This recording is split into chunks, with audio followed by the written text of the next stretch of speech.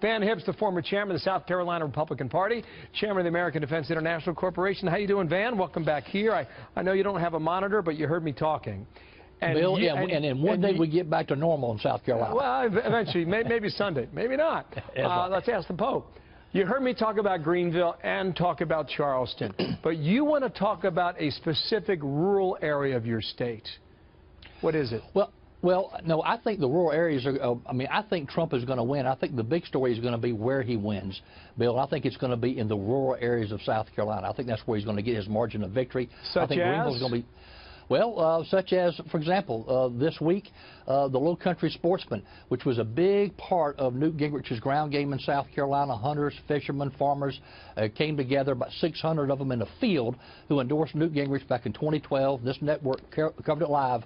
This week, they endorsed Donald Trump and had 4,800 people at the same location.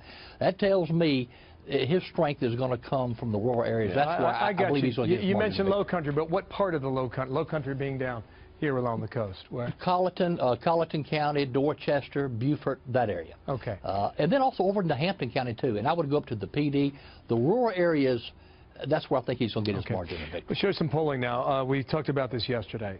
This is after the debate, okay? Republican debate, Republican primary, Republican candidate called into question 9/11 and WMD in Iraq and the whole Iraq war. This is what we found, okay, in your state.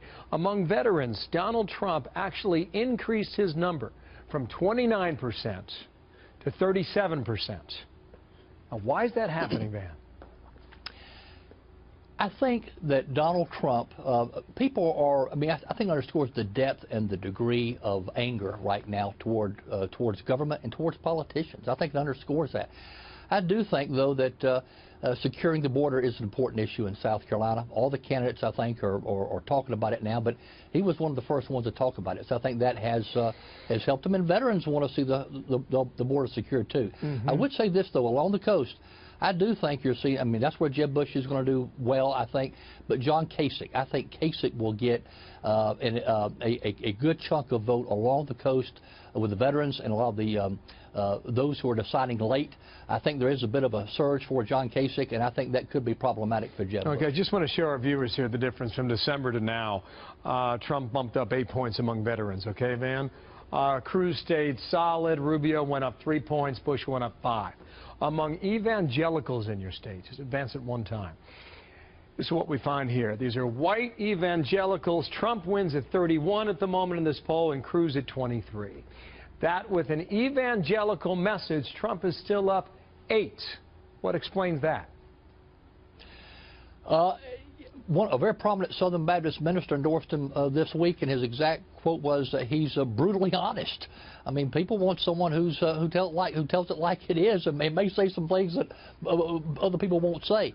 But I do think, though, as far as the evangelicals are concerned, Ted Cruz is running, making a very strong case for their vote, and so is Marco Rubio.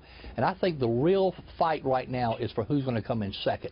And there's already a lot of spinning going on right now to downplay expectations, but the stakes are very high with Governor Haley's endorsement now of Marco Rubio, and Senator Tim Scott, who is a very popular figure in South Carolina for Marco Rubio. So the stakes are very high for who comes in second and who comes in third. Okay. Yeah, the other day you said Trump gets to 40%. Yes or no? Well, if he does, he can thank the Pope. Wow. Yeah, I think what happened, that exchange probably gave him a couple points in South Carolina. That seems to be the general consensus.